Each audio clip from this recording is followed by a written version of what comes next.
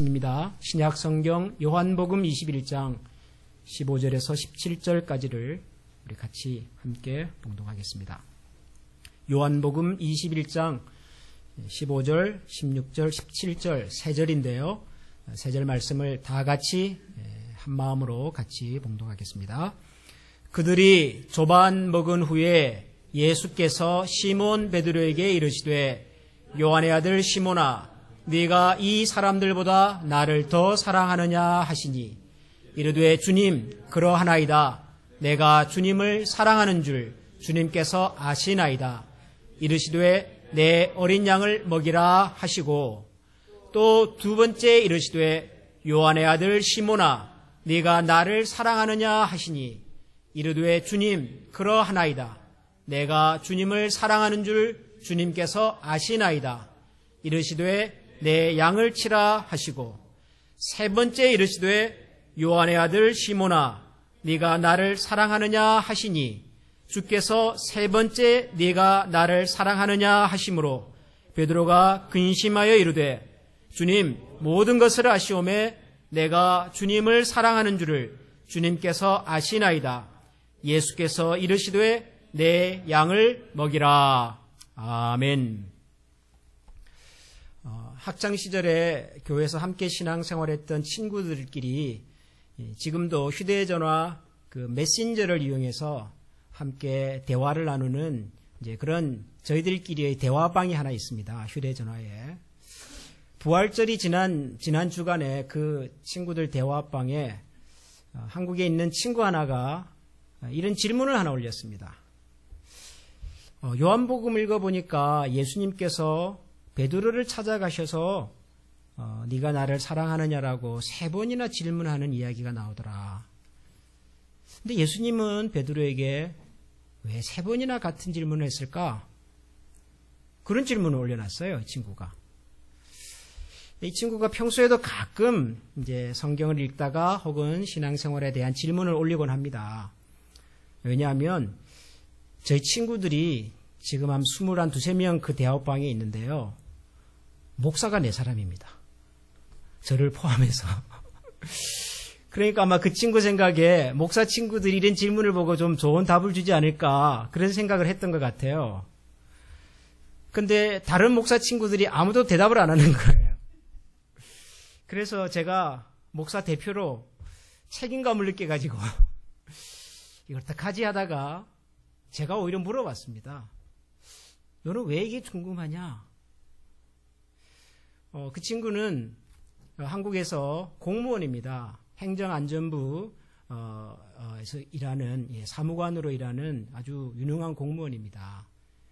국가의 지원을 받아서 이스라엘에서 연수활동도 하고 또 신앙생활도 아주 열심히 하는 괜찮은 친구인데 왜 갑자기 이렇게 뜬금없는 질문을 했을까? 왜 궁금하냐? 제가 이렇게 물어봤죠. 자기가 평소에도 성경을 읽을 때마다 항상 궁금했대요. 예수님은 왜 베드로에게 세 번이나 이렇게 질문을 했을까? 근데 제가 그 친구의 질문을 이제 보고는 이 말씀을 읽고 저도 좀 이렇게 찾아보니까 의외로 이 질문을 가진 사람들이 많더라고요. 예수님이 왜 베드로에게 같은 질문을 세 번이나 했을까? 그런 질문을 그 친구만 가진 것이 아니라 많은 분들이 궁금해하더라고요. 그렇게 궁금해하는 분들은 제가 보니까 이 베드로에게 세 번 질문하셨던 이 이야기하고 또 하나 떠오르는 이야기가 아마 있었던가 봅니다. 혹시 여러분은 그 이야기가 뭔지 짐작하시겠습니까? 베드로가 예수님이 잡히시던 날 나는 저분을 모릅니다. 이렇게 부인했잖아요. 근데 그때도 베드로는 세 번을 부인했거든요. 그러니까 사람들이 이 이야기를 읽으면 그 사건이 연상이 되는가 봅니다. 아, 맞아. 그때 베드로가 예수님을 모른다고 세 번이나 부인을 하니까 예수님께서도 베드로를 찾아오셔서 네가 나를 사랑하느냐라고 세 번 확인하신 것 같다. 아마 그런 생각을 하시는 것 같습니다. 근데 제가 전에도 말씀드렸지만 저는 그렇게 생각하지 않습니다. 베드로가 예수님을 모른다고 세 번 부인했다고 예수님께서 베드로를 찾아가서 3번을 확인했다. 그러면 여러분 우리 예수님이 좀 그 뭐라 그러죠? 좀 시사? 시사는 좀 그렇고 좀 쪼잔? 요즘 젊은 사람들이 좋아하는 뒤끝? 뭐 좀 하여튼 그런 쪽이잖아요. 베드로가 나를 모른다고 3번을 부정했으니까 나도 그러면 베드로에게 3번을 확인을 해봐야 되겠다. 그럼 만약에 베드로가 예수를 모른다고 100번을 부정했으면 예수님도 그럼 100번을 물었을까요? 그 뭐 재밌는 설명이기는 하나 그런 것 같지는 않다는 생각을 저는 합니다. 또 어떤 분은 이 이야기를 굉장히 고상하고 또 은혜롭게 설명하시는 분들도 계시더라고요. 이 예수님과 베드로의 대화의 주제가 사랑이잖아요. 사랑. 내가 나를 사랑하느냐 질문하시고 베드로는 예, 제가 주님을 사랑합니다. 이게 사랑에 대한 대화라고요. 사랑.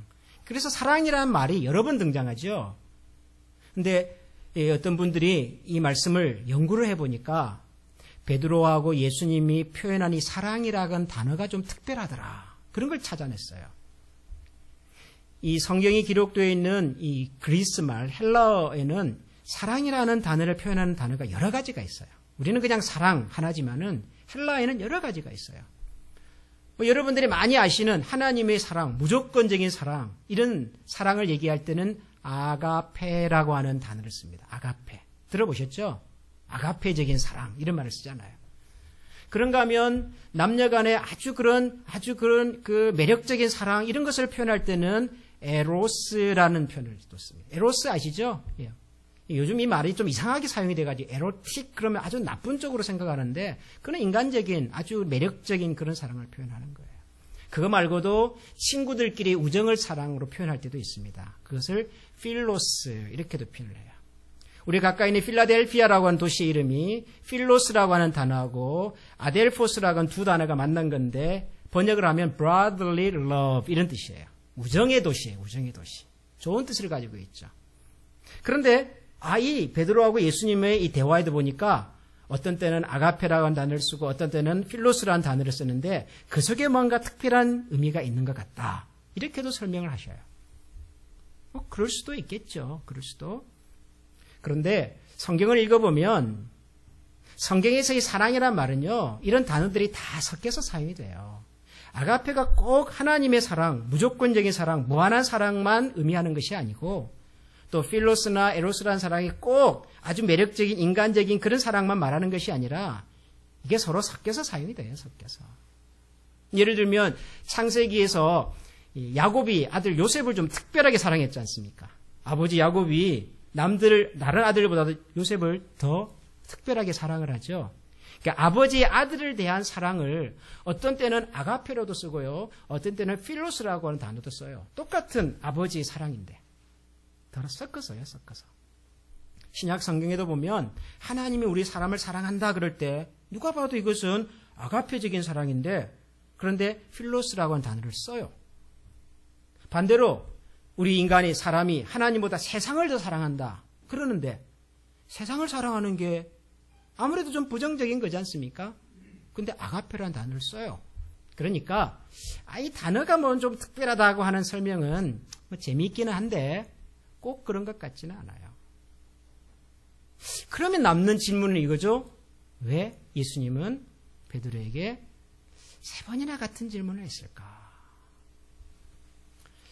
여러분도 혹시 이 말씀을 읽으면서 그런 생각을 해보셨는지 모르겠습니다. 왜 같은 질문을 반복해서? 제가 그 친구의 질문을 이제 보고 또 평소에도 제가 이 말씀을 좀 생각을 좀 해보다가 이 말씀을 다시 한번 들여다보게 됐어요. 예수님은 베드로에게 왜 같은 질문을 3번이나 했을까? 그런데 저는 그 질문에 대한 대답을 찾기 전에 먼저 해야 할 일이 있다는 것을 찾았어요. 그건 뭐냐면 예수님은 베드로를 왜 찾아가셨을까? 베드로만 찾아간 게 아니죠. 요한복음 21장을 읽어보면 사실 예수님은 디베라 바닷가에서 고기잡이하고 있던 7명의 제자들을 만나러 가셨어요. 그날. 그리고 제자들과의 만남이 끝나고 난 다음에 베드로하고 개인적인 대화를 하신 겁니다. 그 대화의 내용이 지금 이 말씀이에요. 네가 나를 사랑하느냐라고 하는 세 번의 질문입니다. 그러니까 예수님께서 베드로에게 왜 같은 질문을 세 번이나 반복해서 했을까라는 질문 이전에 예수님은 제자들을 왜 찾아갔을까? 예수님은 베드로를 왜 찾아갔을까? 그 질문에 대한 생각을 먼저 해봐야 돼요. 예수님께서 제자들을 찾아가실 때는 이유가 있었을 테니까요. 예수님께서 베드로를 찾아가셨을 때는 이유가 있었을 테니까요. 그리고 그 이유 때문에 이런 대화가 나왔고 그런 이유 속에서 대화의 내용이 설명이 될 수 있을 것 같으니까. 여러분 그렇죠? 그러면 예수님은 제자들을 그날 왜 찾아가셨을까요? 요한복음 21장을 처음부터 읽어보면 이런 내용입니다. 예수님께서 부활하시고 난 다음에 디베랴 호수에 제자들을 만나러 가십니다. 디베랴라고 하는 이름으로 등장하는데 사실은 갈릴리 호수하고 같은 호수입니다. 성경을 읽어보면 디베랴 바다, 디베랴 호수 이런 말도 나오고 갈릴리 호수, 갈릴리 바다 이런 말도 나오고요. 게네사렛 호수 이런 이름도 나오고요. 근데 이게 다 같은 도시입니다. 같은 호수입니다. 여러분 호수가 있으면 호수를 끼고 마을이 여러 개 있잖아요. 그렇죠? 우리가 있는 이 무슨 호수 저게 레이크 이어리를 우리 입장에서 보면 뭐라고 부를까요? 클리블랜드하고 붙어 있는 뭐 레이크 이어리 이렇게 말할 수 있겠죠. 우리가 사는 동네에서는. 근데 이 호수가 뭐 우리만 갖고 있습니까? 저 옆에 가면 썬데스키라고 하는 도시도 있고 더 북쪽으로 가면은 또 버팔로라고 하는 나도. 그 동네 사람들은 뭐라고 부르겠어요? 우리 버팔로에 붙어있는 호수 이러겠죠. 썬더스키에 붙어있는 호수 그러겠지요. 같은 호수인데 그 동네 사람들이 부를 때는 자기 동네 이름을 넣어서 부르는 거예요. 그러니까 뭐 디베랴 호수, 디베라에서 사는 사람들이 그렇게 부르는 거죠. 같은 호수인데 자 제자들이 여기에 고기잡이를 하러 갔습니다. 읽어보니까 여기 왕년에 고기잡이 했던 제자들이에요. 베드로, 야고보, 요한, 안드레 이런 친구들이에요. 이 친구들이 이 호수에서 밤새 고기잡이를 했는데 한 마리도 못 잡았어요. 그때 저 호숫가에 낯선 사람이 등장해서 이 제자들에게 물었습니다. 고기 좀 잡힙니까? 그렇게 물어본 거예요. 고기 좀 잡았습니까? 아니요, 오늘 한 마리도 못 잡았습니다. 그랬더니 그 사람 말이 그러면 그물을 배 오른쪽에 한번 던져보시면 어떻겠습니까?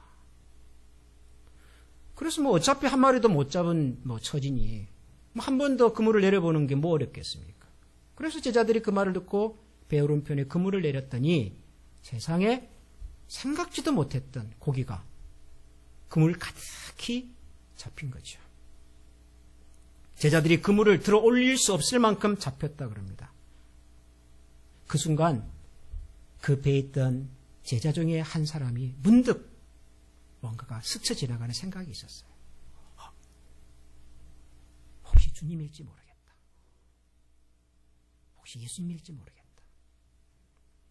그래서 그 제자가 베드로에게 이렇게 말합니다. 베드로 형님, 저분 혹시 예수님인지 모르겠습니다. 그 말을 듣고 베드로가 깜짝 놀라서 배에서 뛰어내려서 그 호숫가로 뛰쳐갑니다. 그리고 나머지 배에 있던 친구들도 배를 몰아서 호숫가로 다가갑니다. 갔더니 배 오른편에 그물을 내려보라고 말했던 그분이 숯불 하나 피워놓고 그 제자들을 기다리고 있었습니다. 그리고는 오늘 잡은 고기 몇 마리를 갖고 와 보십시오.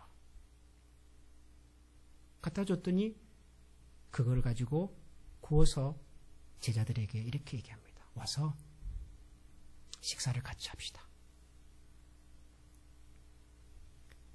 그리고 그 자리에서 떡을 가지고 제자들에게도 나눠주시고 생선도 나눠주시고 제자들의 반응이 기록되어 있지 않습니다. 근데 제자들은 무슨 생각을 했을까요? 이 갈릴리 호수 고기잡이 출신 제자들이 예수님을 처음 만났을 때도 비슷한 상황이었어요. 그날도 베드로는 밤새 고기를 잡았지만 한 마리도 잡지 못했습니다. 그러자 낯선 분이 나타나서 더 깊은 곳에 가서 한번 그물을 내려보십시오.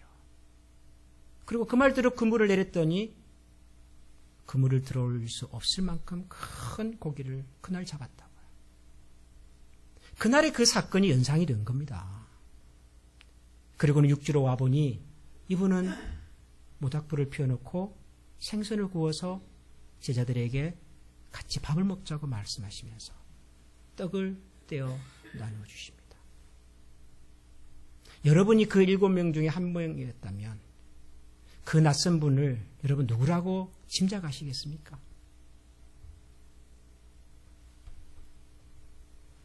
부활하신 예수님께서 제자들을 찾아오신 겁니다. 그리고 난 다음에 그 식사가 끝나고 난 다음 예수님께서 그 중에 베드로라는 사람에게 이렇게 물은 겁니다.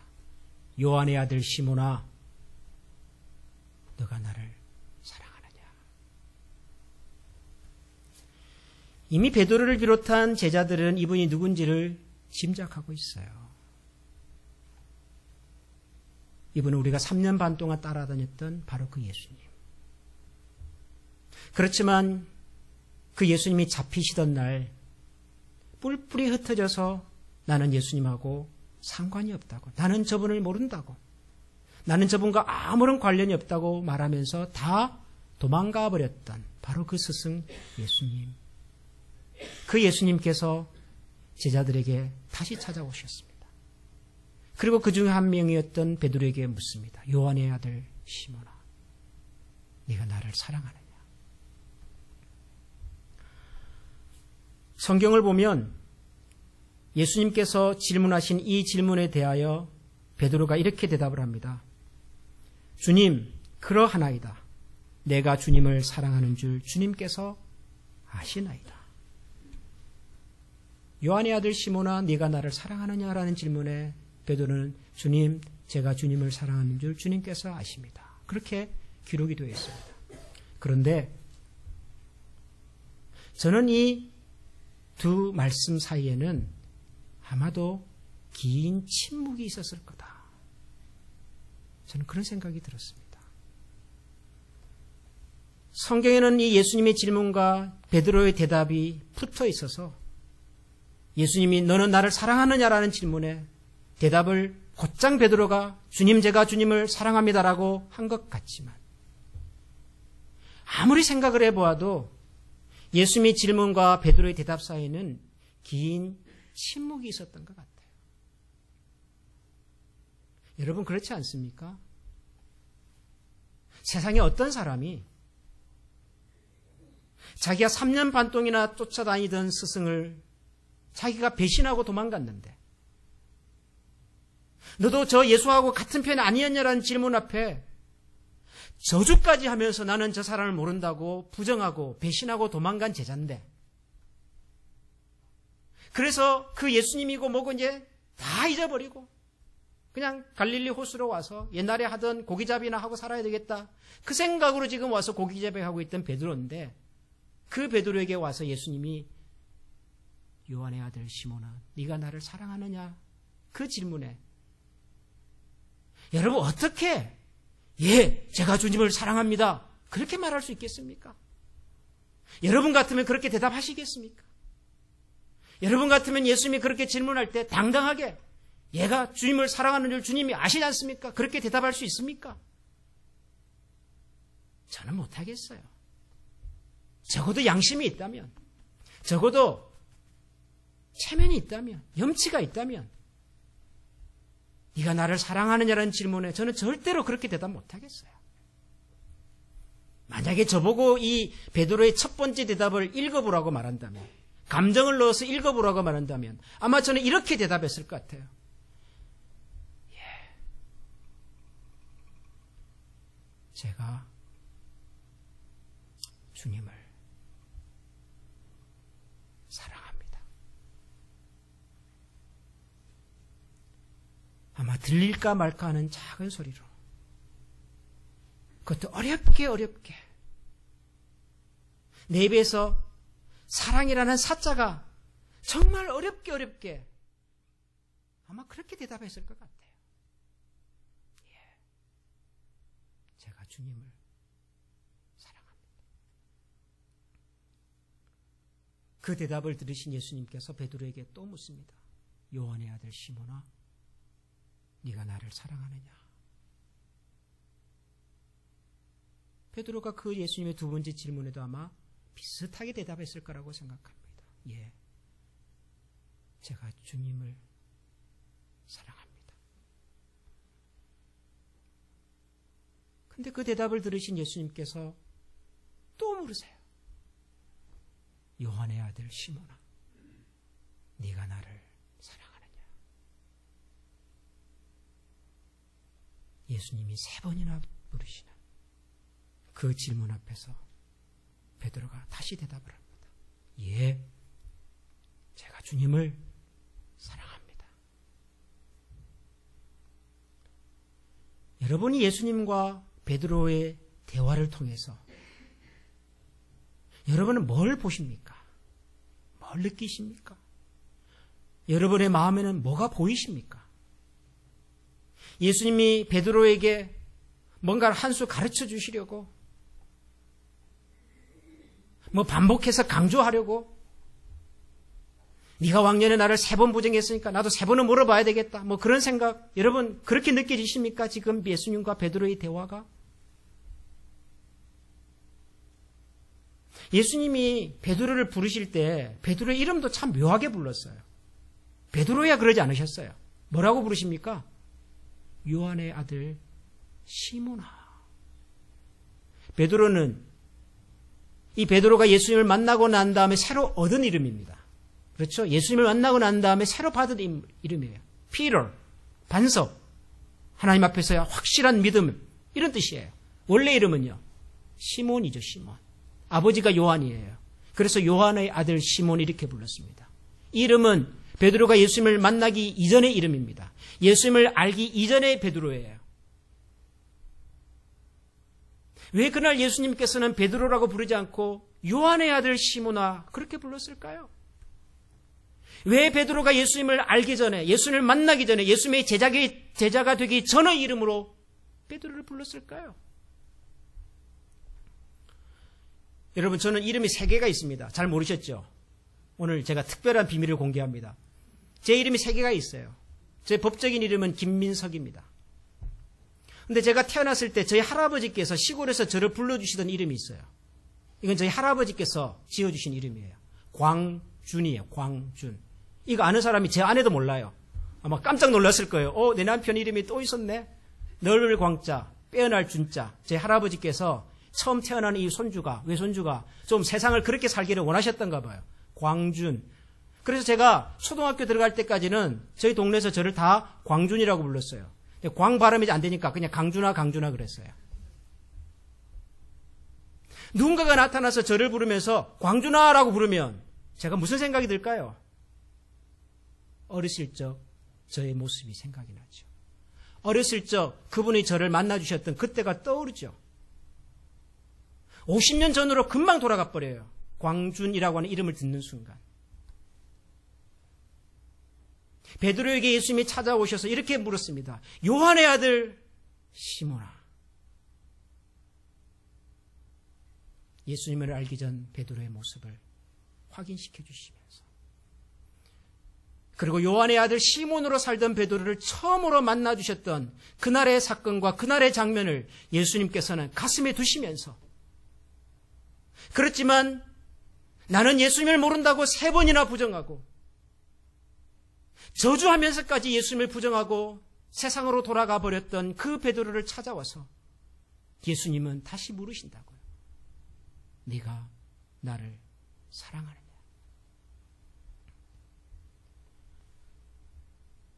예수님께서 제자들을 찾아오시고 예수님께서 베드로를 찾아오신 이유는 그들이 평생을 스승을 배신하고 스승을 포기하고 스승을 외면하고 살았던 사람으로 살기를 원치 않으셨기 때문입니다.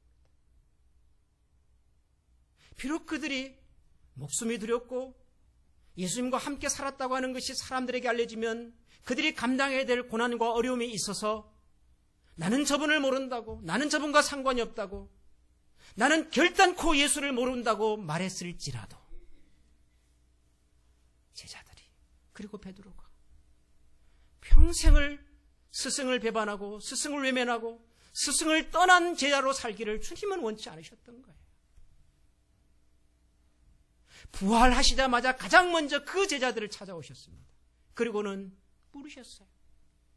네가 나를 사랑하느냐? 예수님께서 제자들을 찾아오셔서 하셨던 말씀도 저는 참 묘하게 들려요. 여러분이 요한복음 21장의 이야기를 우리가 흔히 듣는 드라마나 영화나 소설이나 그런 방향으로 만약에 이 내용을 전개를 한다면요, 이건 이렇게 나와야 맞아요. 평생을 내가 가르쳤던 제자가 스승을 배반을 했어요. 모함을 합니다. 그래서 스승이 감옥에 갇혔습니다. 그런데 다행히 감옥에 갇혔던 스승이 무죄가 결백이 증명이 돼가지고 감옥에서 나왔습니다. 나오자마자 이 스승이 자기를 배반한 제자를 찾아갑니다. 그러면 그 스승의 입에서는 무슨 얘기가 먼저 나왔을까요?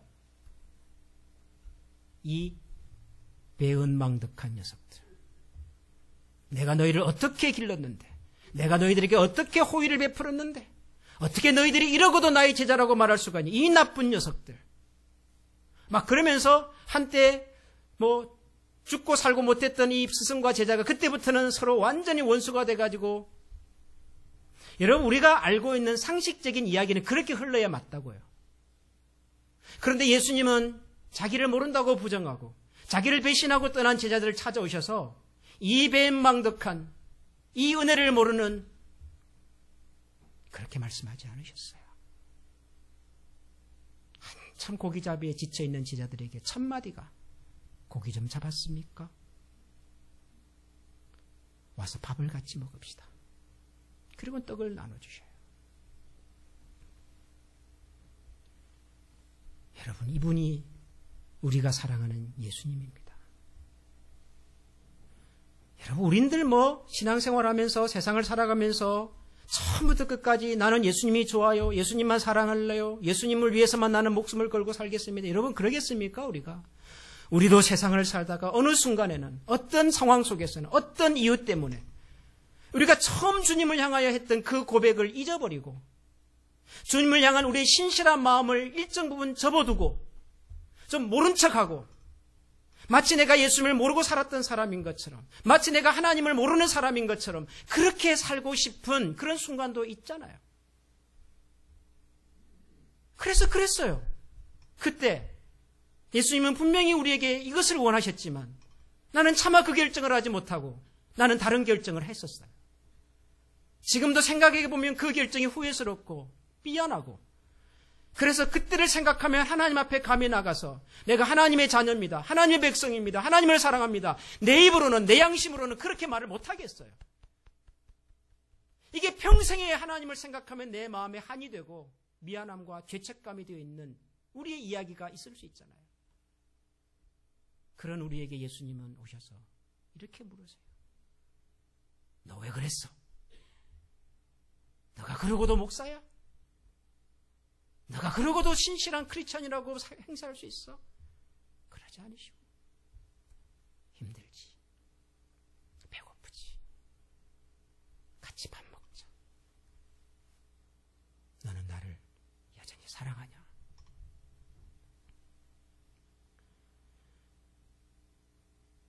저는 그래서 이 예수님이 너무 고맙고 죄송하고 감사하고, 저는 그래요. 예수님께서 항상 주는 그리스도시요 살아계신 하나님의 아들입니다라고 하는 고백했던 그 베드로만 좋아했다면 저는 감히 예수님 앞에 나아갈 자격이 안 되는 사람 같아요. 무슨 수로 저 같은 사람이, 그렇게 거창하고 위대한 많은 사람들이 있는데 무슨 낯짝으로, 무슨 염치로 저 같은 사람이. 그런데 예수님은 그 베드로만 사랑한 것이 아니라 나는 주님을 모릅니다, 죽어도 모릅니다라고 말했던 베드로조차도 찾아가 주시고 베드로 스스로는 할 수 없는 그 이야기를 예수님은 베드로의 입을 통해서 할 수 있도록 기다려주시고 그리고 회복시켜 주시는 주님. 우리가 예수님의 부활을 믿는다고 하는 것은 저는 바로 이런 예수님을 믿는 것이라고 생각합니다. 우리가 세상을 살면서 어떤 이유와 어떤 상황 때문에 우리의 마음이 약해지고 낮아지고 내가 이러고도 예수님 믿는다고 말할 자격이 있을까?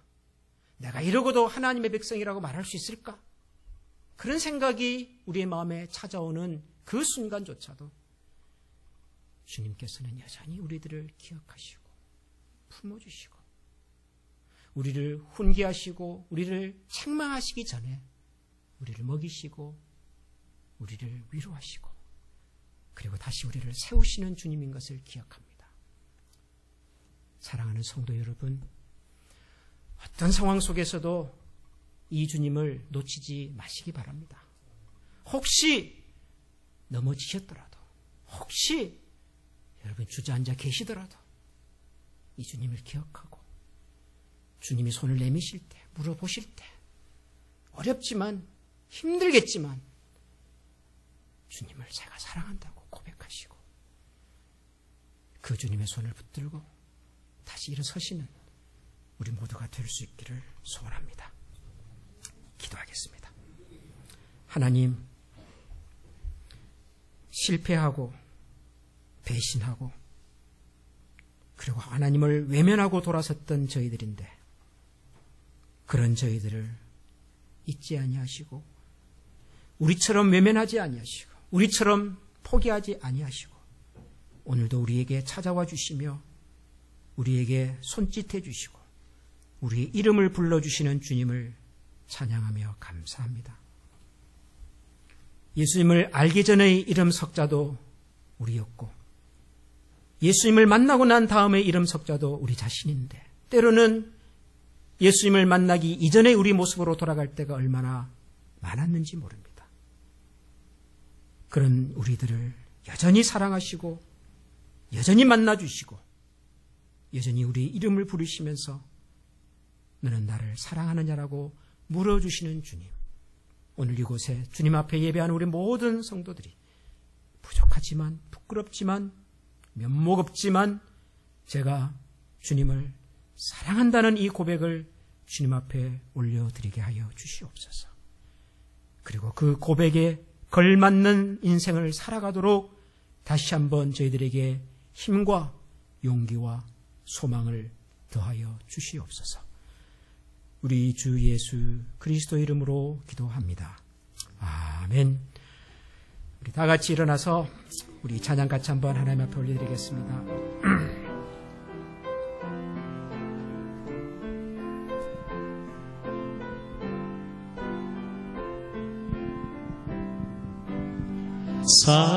사랑하는 나의 아버지, 이름 높여드립니다.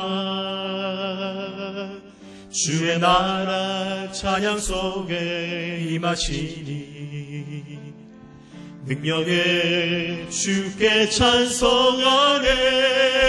전능하신 하나님 찬양, 언제나 동일하신 주, 전능하신 하나님 찬양, 영원히 다스리네. 다시 한번 사랑하는 나의 하나님, 사랑하는 나의 아버지, 이름 높여드립니다.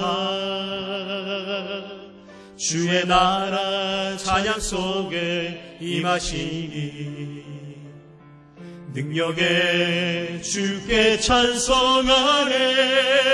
전능하신 하나님 찬양, 언제나 동일하신 주, 전능하신 하나님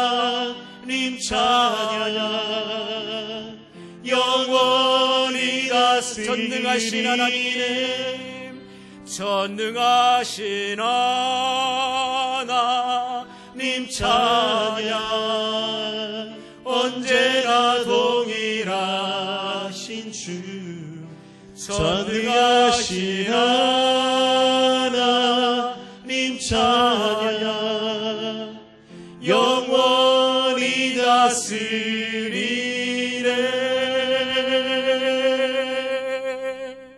아멘. 우리 주 예수 그리스도의 은혜와 하나님 우리 아버지의 크고 놀라우신 사랑과 성령의 교통하시는 은혜가 베드로 못지않게, 그리고 7명의 제자들 못지않게 우리 주님을 실망시켜드리고, 때로는 주님을 외면하고, 때로는 주님과 상관없이 살아가려는 고집 속에서 살아왔던 저희들, 부끄럽고 죄송하고 송구스러운 마음을 금할 길이 없으나, 그럼에도 불구하고 저희들에게 다시금 찾아와 주시고 우리의 이름을 부르시며, 그리고 우리를 이해하시며 사랑하시며 다시금 주님의 손을 붙들고 걸어가기를 원하시는 그 주님 앞에서 오늘도 새로운 결단과 각오로 하나님 앞에 나아가기를 원하는 모든 주의 백성들 머리 위에 지금부터 영원토록 함께 계시기를 축원하옵나이다. 아멘. 하나님 감사합니다. 주님의 사랑하시고 우리 기억하고 그날을 신으시고 소원을 살아갈 주님과 되게 하여 주시옵소서. 주님의 사랑 함께 피하여 그 하나님으로 진실하게 걸어가